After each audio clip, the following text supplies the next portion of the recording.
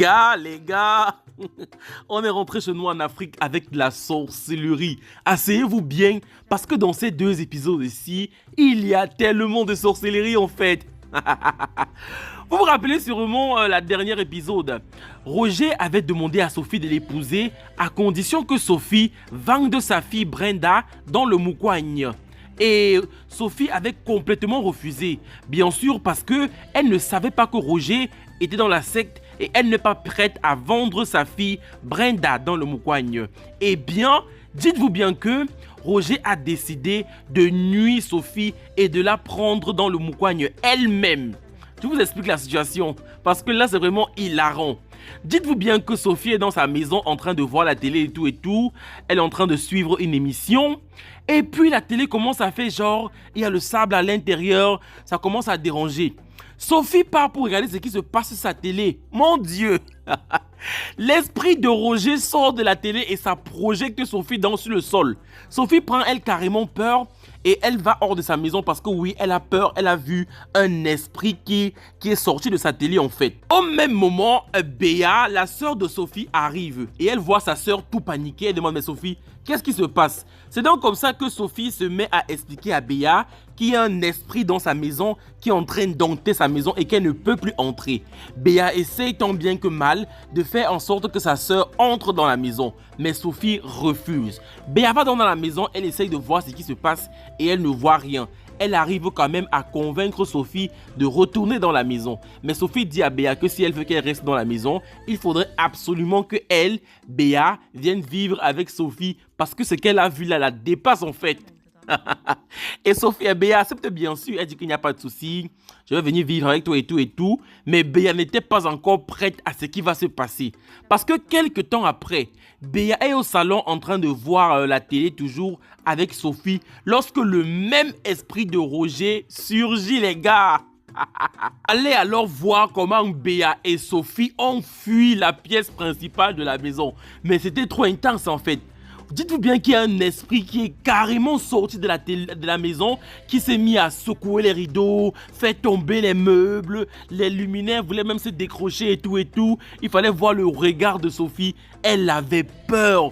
On pouvait lire sur ses yeux qu'elle avait vraiment peur de ce qui peut l'arriver. Mais les gars, je vous assure, il faut voir ça. C'est tellement chaud, c'est tellement intense. Mais qu'est-ce qui va arriver à Béa, à Sophie? Moi, j'ai tellement peur pour elle. J'ai peur de ce que Roger s'apprête à faire vivre à Sophie et à sa fille Brenda. En tout cas, dites-moi en commentaire si vous pensez comme moi que Roger va faire du mal à Brenda et à Sophie. Les gars, Piwolet, c'est l'homme en fait.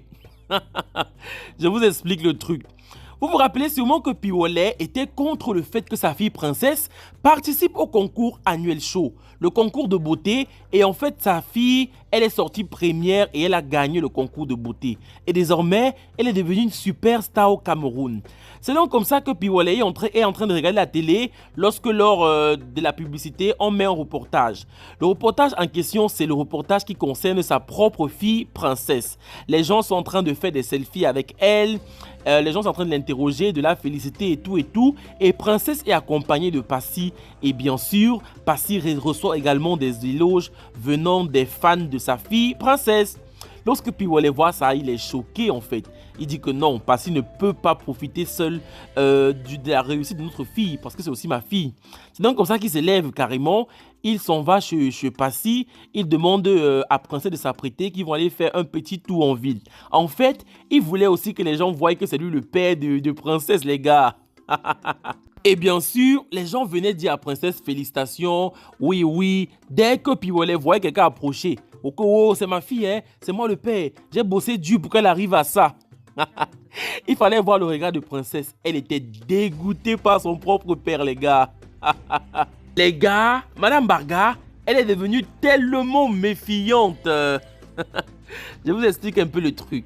Puisque Madame Cathy Onguéné a réussi son coup et désormais son fils Bill est encore à la tête des entreprises Barga et compagnie, elle ne voit plus de raison de faire la guerre avec M. Barga. Elle vient donc dans la maison des Barga et demande la paix. Elle demande à faire la paix avec M. Barga. Elle explique à M. Barga que si elle est revenue, ce n'est pas pour faire la guerre, mais c'était justement parce qu'elle voulait que son fils Bill continue à être le chef des entreprises Barga et compagnie. Et que désormais, elle a réussi sa mission et elle ne veut plus les problèmes avec M. Barga.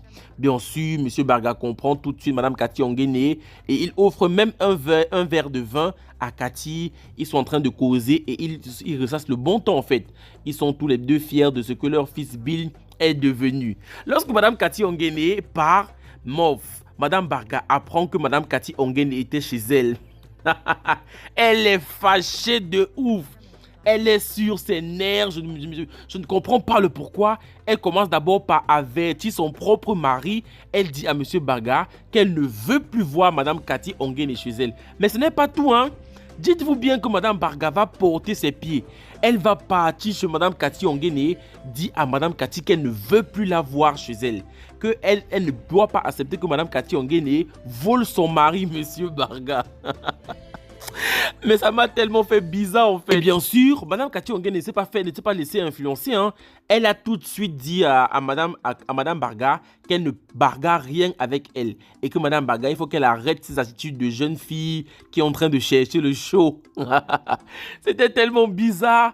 Mais Mme Barga, elle est sérieuse. Hein. Elle a averti Mme Cathy Onguene et elle a dit de ne plus jamais mettre ses pieds chez elle ou alors tourner autour de son mari. Là, Mme Barga, elle est vraiment sérieuse pour le coup. Vraiment, les gars. Les amis, cette partie-ci, là, ça m'a dette, les gars. Ça m'a cassé les côtes, ça m'a fatigué, ça m'a mis au sol. Rappelez-vous bien que il y a de cela quelques temps, Kindi avait appris qu'elle est enceinte, mais son enfant était un bébé maléfique. Et il ne cessait de pleurer dans son ventre et de pleurer également dans le ventre de Paul. Ils avaient contacté le marabout pour que le marabout essaye de les sauver de cet enfant maléfique et tout et tout. Mais les gars, aujourd'hui le marabout a dit que ça le dépasse carrément. Le marabout était là, en train d'essayer de faire des incantations et tout. Lorsque le bébé a sorti la foudre du ventre de Paul pour foudroyer ça sur le marabout. Merde, les gars. Le marabout a lui pris ses écorces, ses trucs et tout. Il s'est enfui, les gars. Il a dit que le tout, là, ça me dépasse. Il est lui carrément parti. Il a dit que je reviens. Il a couru, il est parti. Fallait voir Paul qui est resté là avec le bébé qui pleure dans son ventre et qui dit qu'il était tout effrayé. Mais là, c'est exagéré, c'est abusé. Comment est-ce qu'un enfant peut être possédé à ces points jusqu'à ce que même le marabout tout-puissant n'arrive à rien faire? C'est que là, Kindi et Paul, ils ont touché le fond, les gars. C'est pour ça qu'on dit que dans la vie, il faut éviter de faire du mal aux gens. Ça, c'est juste le fruit du karma. Et le fruit du karma va bien les traiter, les gars. Je suis sûr de moi. Les gars, il y a également de l'amour dans l'air. Et vraiment, ça me plaît. Ça prouve que Piwolet, il a vraiment appris de ses leçons. Il a appris de ses erreurs. Et là, il est prêt à devenir un nouvel homme. Dites-vous bien que Piwolet a enfin demandé la main de Miranda. Il a carrément dit à Miranda que « Je suis tellement fier de la femme que tu es devenue et j'aimerais qu'on se marie avant que tu accouches. » Miranda était tellement dépassée. Elle était heureuse. Tu pouvais voir le bonheur dans ses yeux. Après tous les efforts pour être une fille moderne, comme Piwolet voulait, la voilà maintenant qui est belle et bien Madame Piwolet parce qu'ils vont se marier dans 3 semaines. Piwolet a même dit à Miranda qu'il a vu tous les efforts qu'elle a fait pour devenir une femme moderne et que lui également, il la promet de faire tellement d'efforts pour devenir un homme meilleur et pour la rendre heureuse. Là, les gars, c'était tellement émouvant, il fallait voir l'amour dans l'air. Quelques instants après, Piwolet annonce à sa maman qu'il a enfin demandé la main de Miranda et qu'il va épouser Miranda. Fallait voir la maman de Piwolet, elle s'est mise à danser, elle était tellement heureuse pour son fils. Parce qu'il faut se dire qu'elle a vraiment combattu pour que son fils sorte de la dépravation dans laquelle il était pour devenir un nouvel homme. Et là, ils sont mis à danser, à chanter. Vraiment, c'est la joie, c'est l'amour. Moi, je suis vraiment content pour Miranda parce qu'elle est en train de devenir une femme de caractère et une très bonne femme. Oh les gars, Karine est la dette, Monsieur Kamdem. Puisque Monsieur Kamdem avait dit à Karine qu'elle va rembourser son argent coûte que vaille, mon Dieu, Cette fille, elle a un gros cœur. Elle s'est rendue chez M. Kamdem avec un haut-parleur, un enregistrement pour essayer de prendre les mots pour accuser M. Kamdem de tentative d'assassinat. En fait, elle est allée chez M. Kamdem provoquer celui-ci. Et M. Kamdem a carrément dit à Karine qu'il va la tuer si elle ne rembourse pas tout l'argent, tous les biens qu'elle a pris à ce dernier. Elle a enregistré et M. Kamdem ne savait pas. En sortant, elle réécoute l'enregistrement et elle est heureuse. J'ai peur de ce qu'elle va faire avec cet enregistrement. Monsieur Kamdem, tu es cuit de chez cuit. Voilà les gars, c'était donc tout pour les épisodes 52 et 53 de votre série préférée, Madame Monsieur. N'hésitez pas à me dire ce que vous avez en pensé en commentaire. Abonnez-vous, likez, partagez. On se retrouve très bientôt pour de prochains épisodes. D'ici là, portez-vous bien, bye bye.